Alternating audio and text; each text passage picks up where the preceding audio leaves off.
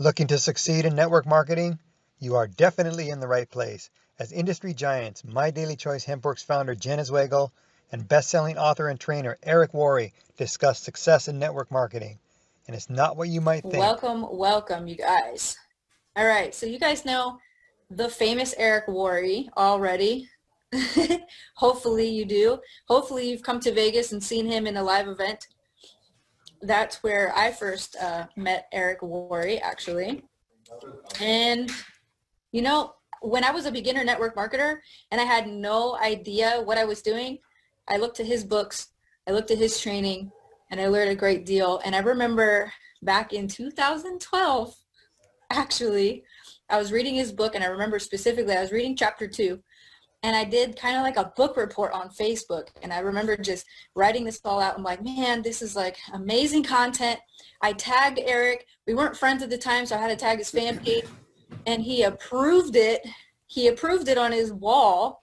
And I was like, oh my gosh, Eric approved my post. And after that, something crazy happened. And this was like a light bulb moment for me, you guys.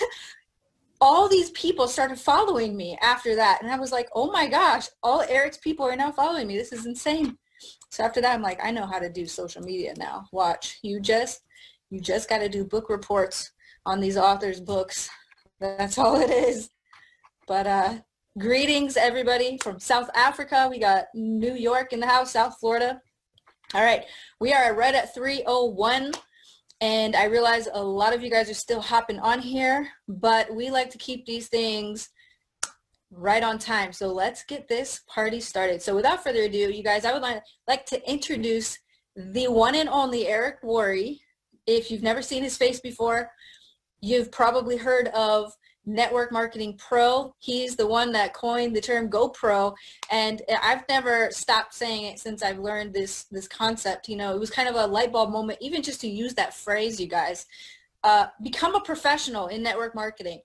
If you really want to succeed here, become a professional at network marketing. So he's the one that coined that term, and he's, as we know, an author and industry-wide famous trainer. He's the king of all MLM events, literally. As you can see, he's set up his house to look like an event. So without further ado, Eric, please say hello and to our audience. These are everybody in this chat is all from My Daily Choice. So we are here and welcoming you with open arms today. Well, hey, Jenna, and hey, everybody. Great to see you today. So fun to be able to connect. I love your flower wall. Your flower wall is really strong. Thank you. I need one like yours though, with the My Daily. Yeah. We're working on it. Well, I just want to say hi to everyone. Congratulations on all your success. I've been watching what you've been doing over the course of, wow, I don't know, the last many years, but the last 90 days have been extraordinary, right? It has, it's a weird time for businesses, but I feel like network marketing is still going strong. And our company specifically, we had our biggest month ever in April. And that's probably because 420 is in that month. And we happen to be cannabis fans around here. So biggest month ever. We did 5 million in one day. It was a record-breaking day and month for us. So we haven't slowed down, that's for sure. But let's shift gears a little bit. For those of you who don't know you, regardless of my introduction that I just gave you, I want to know your background before the Eric Worre we see today, right? I want to know your background, your history as a networker. I love hearing, we talked to Todd last week. We're going to talk to Ray Higdon next week. And tell us a little bit about your background and where you kind of came from, how you found network marketing, and why you chose to make this your career. Well, some people get inspired and they seek out network marketing because it's better than other forms of entrepreneurship. Other people get involved out of desperation, and that was me. I was not one of those like really smart people that was choosing the best way to be an entrepreneur. I just had a cash flow problem, a serious cash flow problem as a young man. I barely escaped high school. I didn't go to college. I had 18 jobs by the time I was 23 years old. Little family started. And I was already out of money. I was already in debt. I was already scared that I wasn't, that I had too much month at the end of my money. I'd run out of money. I'd still have another 10 days that I'd have to just sit there. And I was always stressed. I was afraid of the mail showing up and embarrassed about my lack of follow through on my promises to my family and to myself. And good fortune came my way in the form of network marketing. One of my mentors introduced me to this network marketing profession.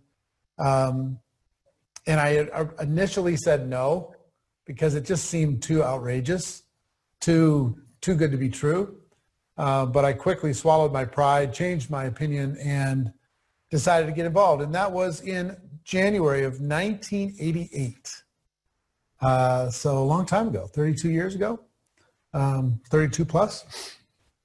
And I'd love to tell you that I was a rocket ship to the moon, but I wasn't. I went full-time pretty quickly. I made just enough money to survive, not to have any freedom. My first 3 years were tough. It was a grind for my first 3.5 years or so. I made enough money to pay the bills, not enough to get all the way out of debt. I made enough money to get from event to event, but not enough money to have the lifestyle. I had the pin, I had the fancy pin from the company, and I had a rank and I had a title, but you know how it is. I mean, somebody makes $80,000 a year in network marketing. After you pay taxes and everything else, it's not exactly, you get to retire, that kind of money. So full-time, struggling, doubted myself a lot. And I finally made a decision to be a professional 3.5 years in at an event, and decided to become an expert and stop worrying about my upline or what the company was going to do or the next product that needed to come out or compensation plan that I hoped would change or any of that stuff, looking for that magical distributor who's going to change everything for me. I let go of that. And I just took responsibility with what I needed to do. And I got to tell you, once you make that decision, everything changes. It didn't take long. Another 3.5 years after that, I was $1 million a year earner inside of this profession by the time I was 29 years old. And I'd love to tell you that was continued to be a rocket ship for the last 32 years. But again, in every business, in every entrepreneurial thing, there's ups and downs, there's challenges, there's opportunities, there's pitfalls, there's betrayal, and there's best friends. I mean, it's all mixed into a career in any business. And what I love most about network marketing is it's very forgiving. It forgave me of a lot of shortcomings. I had to grow, I had to get better, but it didn't fire me. The profession itself didn't fire me. And the skills ended up creating a place for me. And then 11 years ago, decided to, for a bunch of reasons, decided to start doing some generic training as a way to give back to the profession. And that turned into, a few years after that, it turned into my whole life. So it's, like the movie, It's a Wonderful Life. I'm super grateful. If you ever hear me complaining about anything, just come and slap me as hard as you can slap me, because network marketing's created an incredible life for me. That's great. And your story sounds a lot like my story and many of the people that have succeeded in this industry. It's usually not, I was an overnight success. I don't feel like that's anybody's story, at least, not their first 3 years. And oftentimes not their first 6 years. I'm 6 years into My Daily Choice right now. That's how long we've been around. And, it wasn't without ups and downs, peaks and valleys, and, struggles along the way. And I feel like sometimes that kind of can discourage people initially, because if you are starting into this industry from desperation and then you realize immediately that, wait a minute, this is also hard work. Like life out there is hard, and life in network marketing is also hard. So you got to choose your hard, and you got to decide which avenue you're going to take this seriously and really become that professional. And that's something that I learned from you. Speaking of which, I want to ask you, what taught you network marketing? Was it a specific mentor? Was it a specific book that kind of created that shift where you, because your book wasn't out yet because you had to write it, right? Yeah. So Yeah. for before your book came out, how did you learn to become a professional in this industry? Well, it started with me with a series of mentors. Some of them were around. One of them was my father's partner in real estate, guy who believed in me. He wasn't necessarily more skilled in network marketing than me, but his belief in me was really, really a big deal. I wanted to live up to his expectation. He was a millionaire, successful guy, and he was one of the first ones. And then I found a gentleman by the name of Michael Nelson, who was cross-line to me, lived in Minneapolis where I lived at the time. And I just decided to earn my way into his inner circle and learn as much as I could from him, because he couldn't profit from me. I wasn't his downline. So I didn't demand it. I didn't stomp my feet. I just earned it.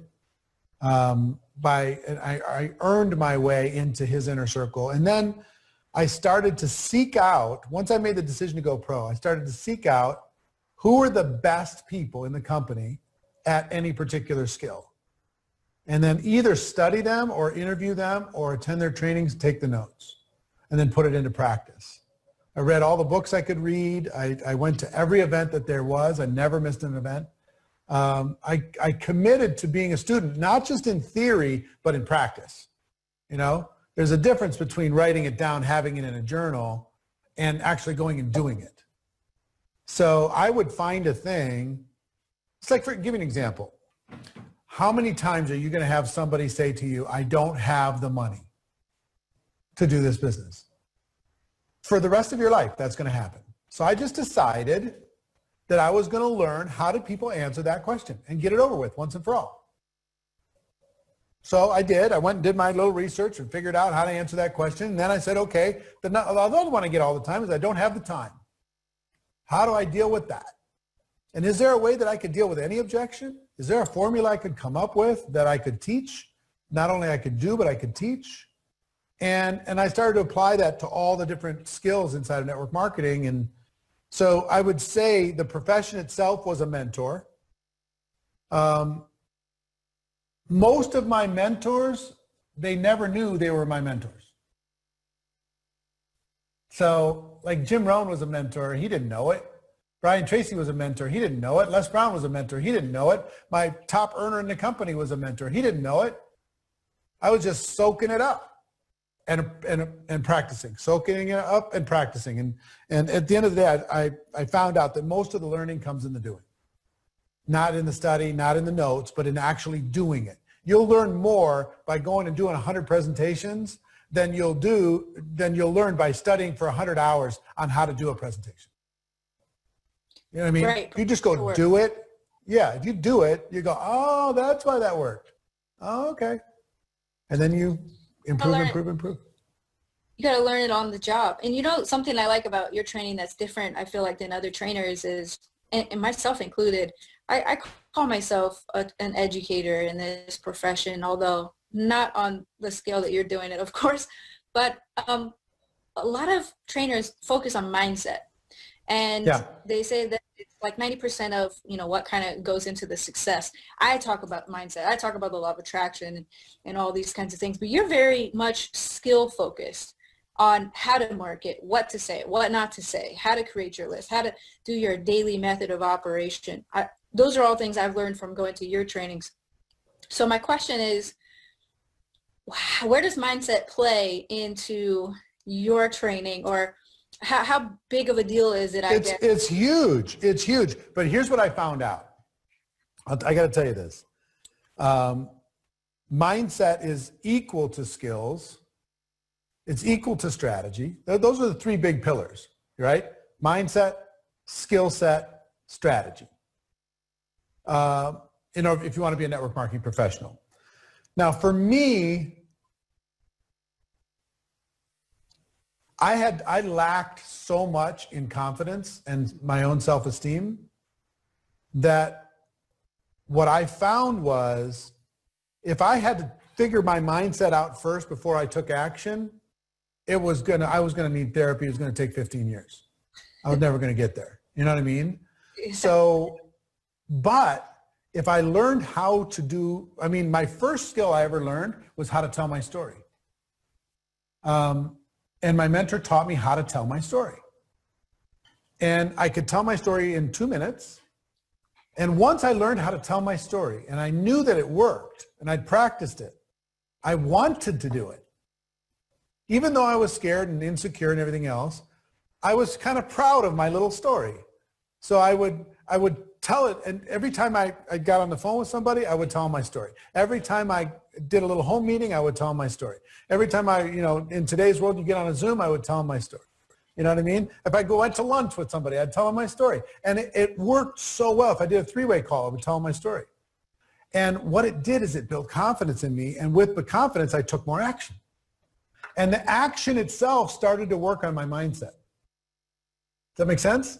So and once I learned how to do the opportunity presentation, my mindset, by doing it and doing it and doing it, my mindset started to change and it started to not be so scary from the doing, right? So yes, I mean, if you don't figure out how to think like an entrepreneur, if you don't figure out how to be nice to yourself in the way you think about yourself, the way you talk about yourself, if you don't learn how to treat other people like human beings, not just like prospects all the time, it's going to be a hard business for you. But if you don't learn the skills, it's going to be hard too. You can get your mindset all figured out, but if you don't know what to say, you're not a professional.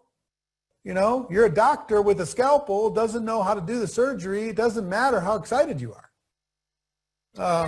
Exactly. You know what I mean? So it worked for me both ways. I mean, I cannot say that skill set is more important than mindset. And I cannot say, you know, if I had to pick one, I'd pick mindset, because that will cause you to build the skill set.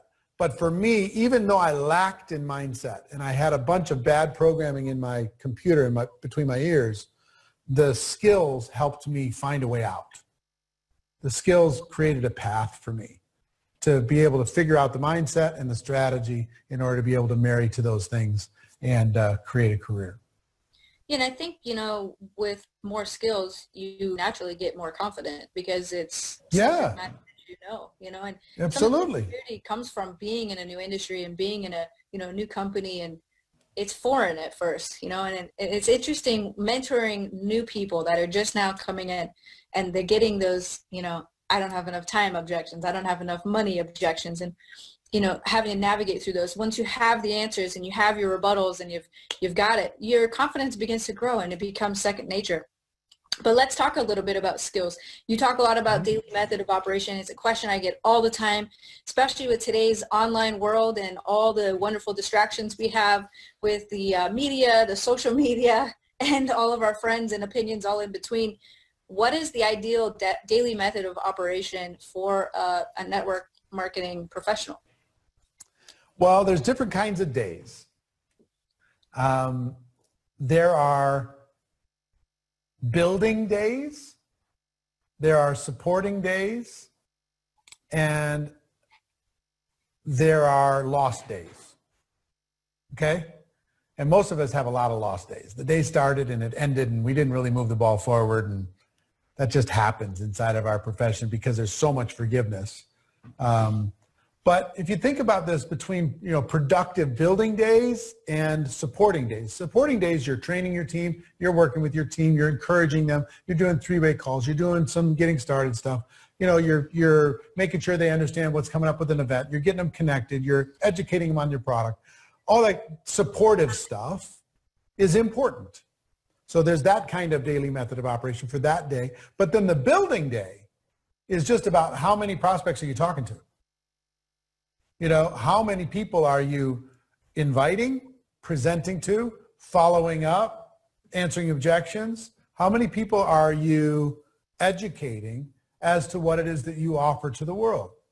So, if you want to get a general, global, here's a template for a daily method of operation. Use your product on a daily basis. Because when you have an emotional attachment to your product, you're going to be more convincing in sharing it with others. 2, share your product with somebody else, whether it's having a sample or telling a story or giving some information or encouraging them to try it or whatever. Number 3, share your opportunity. Here's the opportunity that we have inside of this business, promoting these incredible products that change lives. And use whatever methodology that the company suggests or your upline suggests that you use. Number 4, engage in some sort of personal or professional development. 15 minutes, 30 minutes, read a good book, listen to a podcast, work on you on a daily basis. And number 5, promote whatever the next event is that the company or your upline or your organization has on the schedule, whether it's online or in person, whatever that is. Those 5 things as a general template: use the product, share the opportunity, build you, engage in some personal development, and promote events. Those core 5 things, everybody can do those 5 things in 2 hours a day or less. And if you want to be a full-time person, just do those things more than a part-time person would do in a small period of time. I know you guys thought that he was going to give us a really complex answer, some secret to success here, but it really is that simple. So here's what I would tell you. The secret is simplicity is hard. Yeah. Simplicity is really, really hard. Simplicity takes a genius. Simplicity takes art. Simplicity takes somebody who's willing to defend against all distractions, all online distractions, all media distractions, every distraction that's going on in our politics and everything else around the world, trying to get us to pay attention to them instead of paying attention to our future. Weeds grow in every garden. That's a big, complicated opportunity to make it simple. And I know you got some great leaders inside your organization that are absolute geniuses at simplicity, absolute geniuses, some of the best that there's ever been. And what they'll tell you is complicated is easy. It's easy to throw out something complicated. Simple is hard. To defend it and say, no, I know you got this really cool idea, but we're going to stay with this because this works, this duplicates, this will build momentum. I think that's been one of the big keys to your success. Outside of, I think, the superpower that your company has is the heart of the ownership. The heart of the executive team. I think that's the superpower of the company. And then I would say your field leadership is driven by all the right agendas. They're super talented, but again, they're heart driven. I think it's a top-down culture. And then I think you have extraordinary products. So the extraordinary products you tie to that, and then of course you have innovation when it comes to compensation and everything else. But I will tell you, I think if you had the innovations in compensation, you had the same products, but if you had this different heart, it wouldn't be running like it's running. So they're really nice. The people are really nice, but I think they're also really diligent to protect from all the distractions that are easy to show up inside of organizations. So simple is hard. Simple is hard. And, we were the underdogs for a long time and probably most doubted company to succeed. And because we never had corporate experience, and we're not ashamed to say that. We were affiliates first and we came from the field. And I think that created a need in the industry almost, where we felt like we've been on both sides of the coin. We've seen, in front of the scenes, we've seen behind the scenes, and we wanted to merge the two fields together, our field leadership and the corporate culture all in one. And I think that is important. And, there's a lot of reasons why people fail at network marketing. Sometimes they blame the company, right? Sometimes they blame their leadership. They blame the products, maybe not shipping on time or whatever. There's a myriad of reasons why people fail. But what do you think the biggest reason is people ultimately fail at network marketing? Because, some people who are hesitant to even get involved in the first place sometimes don't get involved because they already think they're going to fail. But all walks of life in this industry, what would you say is the biggest reason? I think there's three reasons. The first reason is we are the problem because we set up unrealistic expectations. We tell people it's easy when it's not.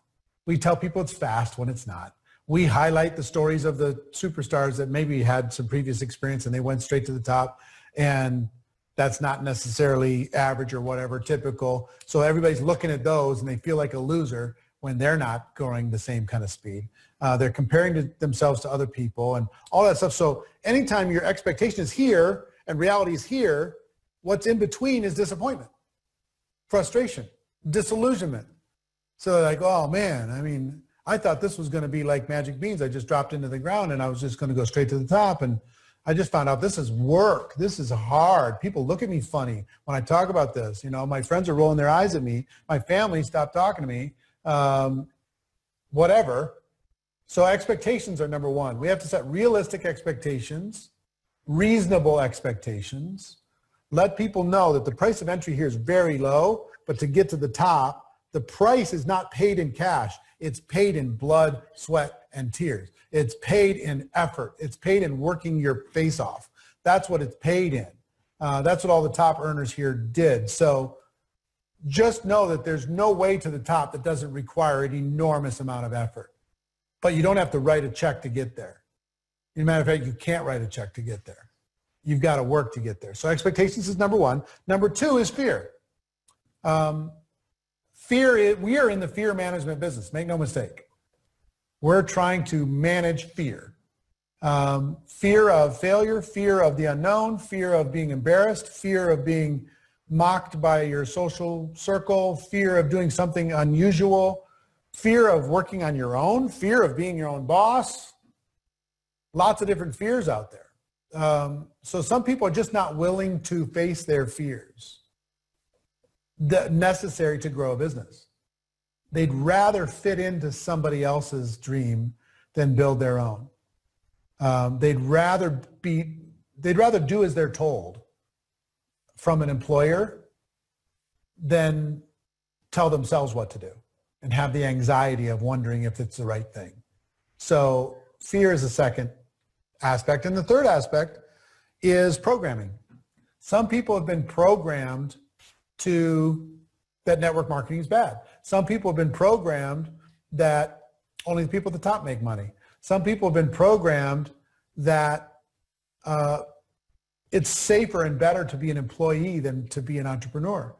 Some people have been programmed to only work when somebody else is going to give you some consequences if you don't. You know what I mean? I'll give you one quick example. If I bring up the word work around the world, what comes to mind when I say that? What most people say is pain, obligation, drudgery, traffic, stress. That's what matches with work. So that's why we say, thank God it's Friday, because now the weekend I don't have to work. Or, oh my gosh, it's Monday. Tomorrow I got to go back to work. No, I can't go have fun right now because I have to work. So we get involved inside of our business. We employ ourselves. And for the first time, there's no consequences really if we don't do anything. So we take a week off. You know, right away. We haven't put in any work because we've been trying to get away from it. And we only work in our job not to get fired. You know what I mean? Or to pay the bills just, you know, and barely survive. So you got to reprogram your mind when it comes to time, risk, work, support, effort. You know, an employee-minded person will look for the support and demand support from their team and the company. An entrepreneur says, I'm the support system. I appreciate what you give me, but I'll take care of it. I got this, right? So expectations, fear, programming. Those are the reasons why people walk away before they strike it big. You can reprogram your mind. I did. Your hunger can be stronger than your fears. Mine were, right? And my expectations, the best thing that happened to me, pardon me, the expectations that happened to me, my expectations were big too. But the greatest thing that I had going for me is once I joined network marketing, I had no place to go. Best thing that ever happened to me. I wasn't really hireable. I'd walked away from the last job that I had. I was full-time in network marketing. So when it got tough, when it got tough, I just kind of had to suck it up because there's no place I could go that I could make more money right now than I could inside of network marketing. So my desperation actually helped me. If I had a big resume, I can go back to some job. I would have walked away as soon as it got hard. But thank God I didn't, So those are my 3 reasons. Yeah, and you're spot on about programming and work. I mean, we even tell our kids, I have to go to work, right? And if we apply the same work mindset when we join network marketing, first of all, I know we always tell people you got to work it like a business, not a hobby, right? We still interject this terminology, but I do believe you can do both. You can work and have fun at the same time. You can actually enjoy your work, right? You can actually. I mean, all the successful people I know, guess what employees do? They work when they work, and when they turn it off, they turn their brain off, and they just totally don't work. Let me tell you what all the millionaires do, all the entrepreneurs do, all the successful people do. They never turn their brain off completely. They might be sitting on a boat in the middle of the French Mediterranean, but they're thinking about something.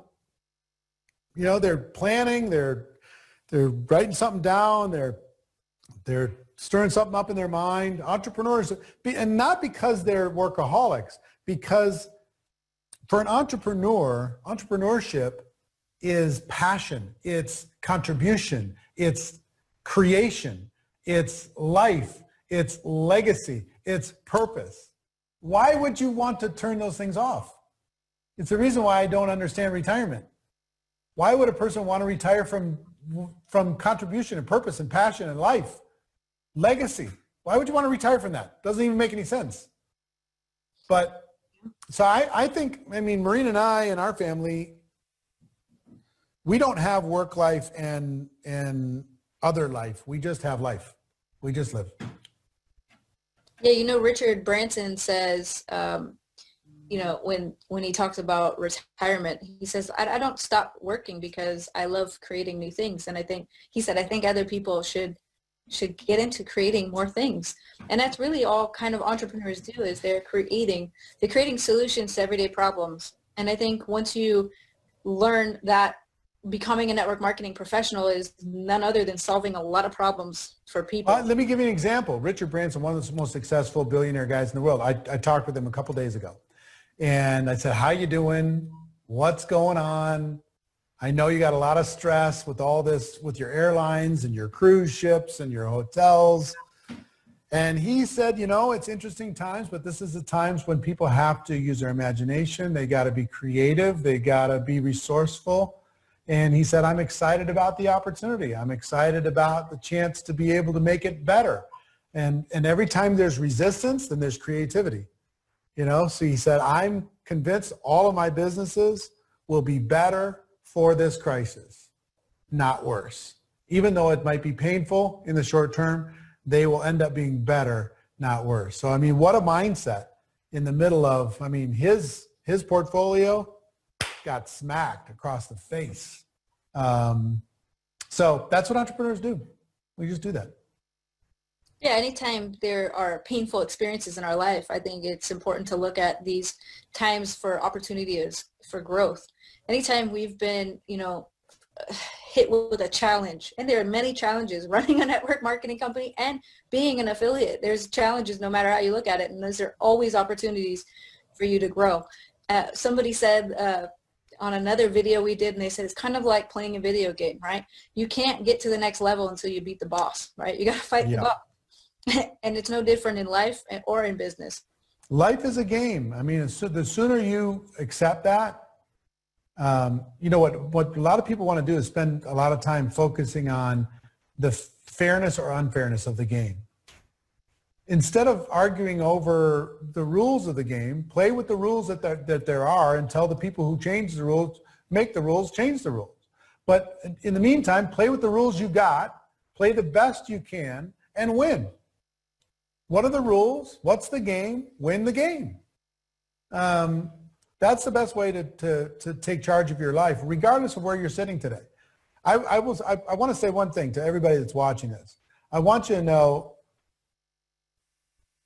that I'm incredibly proud of you for doing what you're doing, for being uncommon, for doing something that's not what normal people do, for working from home and building your dream and helping other people do that, for facing your fears every single day. You're my heroes. You know, other people don't know this, but I know that it's lonely and it's emotional and it's frustrating at times. But I just want to tell you a couple things. First, I'm proud of you. And second, it's worth it.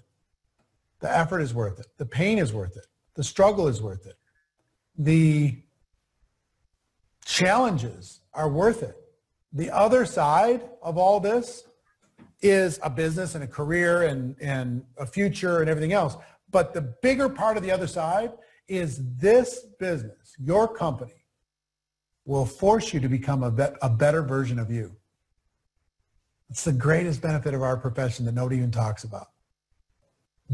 Your decision to be part of this business and your continuation with it will force you to be a better version of you. And that's the prize. They could take all the money. They could take all the stuff. You could replace it very, very quickly because of how valuable you're going to become in the process of doing this. So absolutely. And yeah, the longer you resist that, the longer you're delaying your success. At some point. Yeah, I mean, just step into it. You know, be part of the process. Stop looking out there. Look in here. You know, the answer to your future is in here. I promise you, it's not in your team. Because once you become the person you need to become, your team is going to be a reflection of you. Your team is going to be a reflection of the person that you're becoming. Right? At the beginning, when I started network marketing, that was not an exciting prospect, my team being a reflection of me. I needed a team that was much better than me. But eventually, I learned that I needed to become, you know, I was kind of pitiful, so my team was kind of pitiful. I was kind of weak, so my team was kind of weak. I got a little stronger, guess what? My team got a little stronger. I got a little more confident, guess what? My team got more confident. I got some more skills, guess what? My team got more skills. And pretty soon, I wasn't just the only leader. I was one leader that had tons of leaders around the world, hundreds of thousands of people around the world doing it with or without me. But it was a reflection of a decision I made to become a better version of myself today than I was yesterday, and a better version tomorrow than I was today, even if it was 1%, even if it was a tiny little thing, even if it was reading 10 pages of a book or doing one thing that scared me. You know, making a phone call that I was worried about or whatever, something. Doing something to move me forward made me stronger. Absolutely. So my question is for you now, since you're in the know with companies everywhere in the industry, what strategies are working right now, do you feel like, for network marketing? And also, alternatively, what's not working? Well, I think the big trends are online strategies are obvious right now. We need to reach more people through Zooms and through social media than we can through face-to-face right now, this moment. I'm hoping that lifts sometime soon. But in the meantime, it's actually a boom for the network marketing profession because we're reaching tons of people. And the growth and reach is extraordinary. So don't slow down. Even though summer, you're going to want to try and take some time off. Do not take time off during this momentum period of time. I think you're crazy if you do. Second is companies that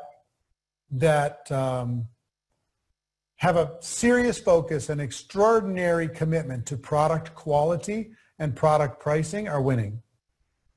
The days of lazy products are over.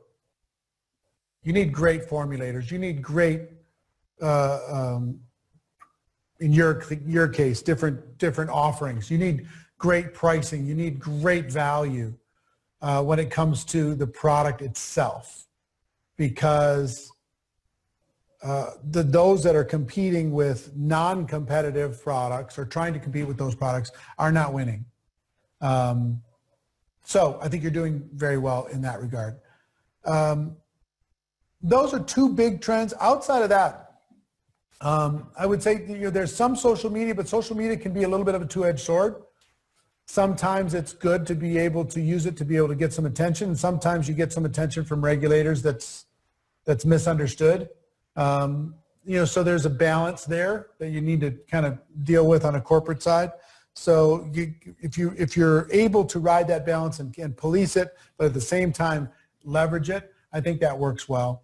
The biggest thing I would tell you what's working is the heart-driven companies. And I don't mean that by being super soft. Why I mean that by being a real empathy and caring for the people in the field that are facing their fears every day. An acknowledgement of their effort from the blend between corporate and field, and then that heart extending to the consumers, the people who are using the products. That's really what's working well today around the world. And I would also say it's an interesting phenomenon, because I came from a school that I didn't really care about getting a customer. I just wanted to build a team, and I figured the customers would come. But the big data shows what some of the fastest growing companies in the world are doing today is they're getting an ocean of customers. And from that ocean of customers, they are upgrading those people to being distributors. And that's where most of their recruiting is coming from, is satisfied and enthusiastic customers, people who already have an emotional connection to the product. So those are the big trends that I'm seeing. I think people are less afraid of network marketing than they were years ago. There's referral programs everywhere, even in traditional businesses. I mean, you can go to Amazon and you can set up an Amazon store. That's referral marketing. You go to your juice shop and they type your phone number in and it's referral marketing. So, I feel like the days the times are shifting where people are more accepted for this model. They are a bit, but I would tell you, we hurt ourselves by telling everybody it's fast, it's easy, it's simple, everybody's winning, product sells itself, all that stuff. We continue to build our reputation with all that language. So when people start hearing those buzzwords, they go, oh, it's one of those things, right? But what I will say is, for sure, the entire world is waking up and saying, I need to find a way to earn money from home. What are my options? And they don't have to choose network marketing necessarily, but it needs to be on the list of doing their homework, because it beats all the rest. There's nothing that beats this in terms of leverage and opportunity and price of entry and support and everything else. It's just nothing. It's a perfect business. And that's something that you've always said. Network marketing is not perfect. It's just better. Yep. It's better because there's less barrier of entry, less risk. There's less, financial risk, right? Yeah, price of entry is very low. Upside is incredibly high. Support is incredible. It's flexible. It doesn't discriminate. Show me something that you can leverage like this. It just doesn't exist anywhere. The average small business in the United States is $55,000 for a person to start it. And 50% of those go out of business in the first 12 months. How would you have liked to just open up a restaurant 90 days ago? And spent your whole life savings to do it. You know what I mean? Versus what's the most somebody can spend to join your company? The most possible. $5.99. Yeah, the maximum you can do is $600. You're going to spend more on your logo for some small business than you will to get a whole bunch of product and be able to put yourself up into business, get all the tax benefits of doing it, and learn as you go. Show me how you can beat this. You can't. It's impossible. I'll do the Pepsi challenge with anybody, anytime, with any critic, with any news media, anybody. Every time I challenge them, they run away like scared little chickens. I just, come on, let's go. Let's have the debate. But they don't want to have this debate. They sure don't want to have it with me. Because, they look really silly real fast. This is amazing what we have. So you just have to step into it. Here's the other thing. All I would tell you is your upline's not going to do it for you, and the company's not going to do it for you, and you can't write a check to be able to get there. You got to work your butt off, and you got to face your fears. You got to reprogram your mind. You got to set reasonable expectations, right? You got to develop some skills. Give it some time. That's what you got to do. And besides all of that great advice, I want to ask you, as my last question for you today, what advice do you have for somebody that's been in the industry for a long time but hasn't hit their breakthrough yet? They've gone to the meetings, they've gone to, the events, they've studied your book, right? They've taken the training and all that. Good soldiers, the good soldiers. We call, sometimes they call professional meeting attenders. But yes. What is your advice for them? At some point in time, and I say this with all due respect, I want you to listen to me because I love you. I love the fact that you're here. Somebody bought the story that if you don't quit, you're automatically guaranteed to win. And that's not true. That's not true. I'm sorry, it's not true. Now, quitting will guarantee you lose, but staying in and not stepping into your potential will not guarantee you win. The turtle and the rabbit, everybody talks about the turtle and the rabbit. Oh, just be the turtle. Inch by inch, it's a cinch.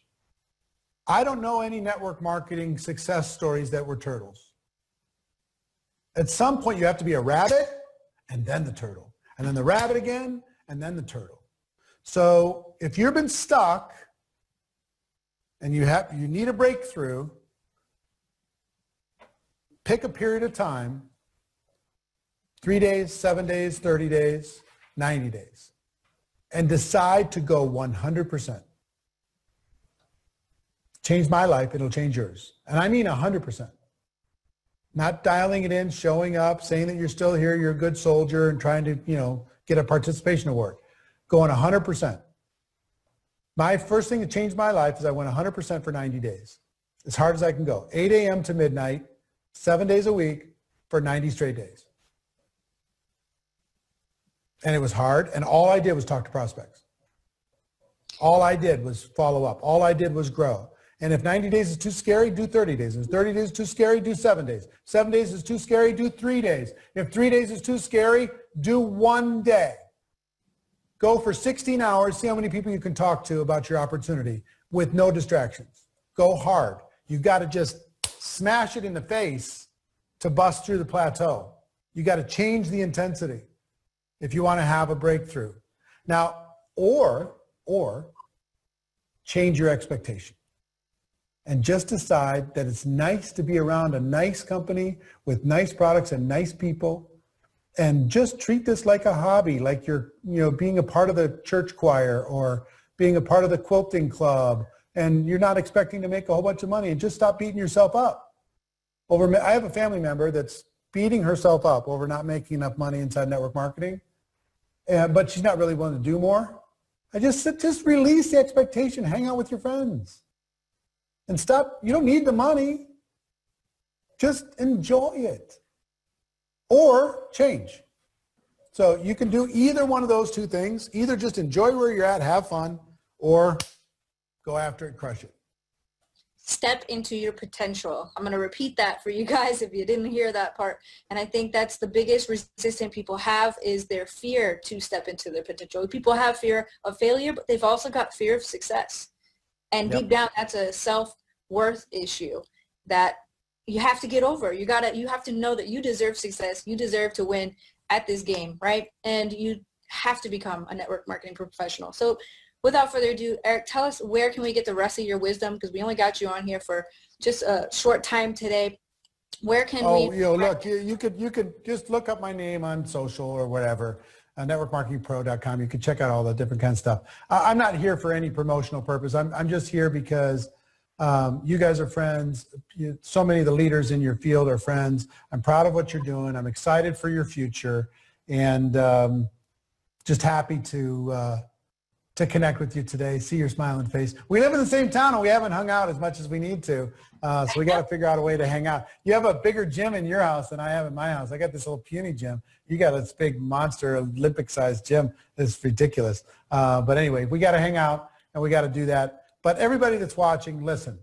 The world is not served by you playing small. Think bigger. Think bigger, be stronger, and move faster. Go after this. This is a moment. You know, there's going to be an awful lot of millionaires that were created from decisions that were made in 2020. You just got to decide if you're going to be one of them. Love it. So get out there, make it happen.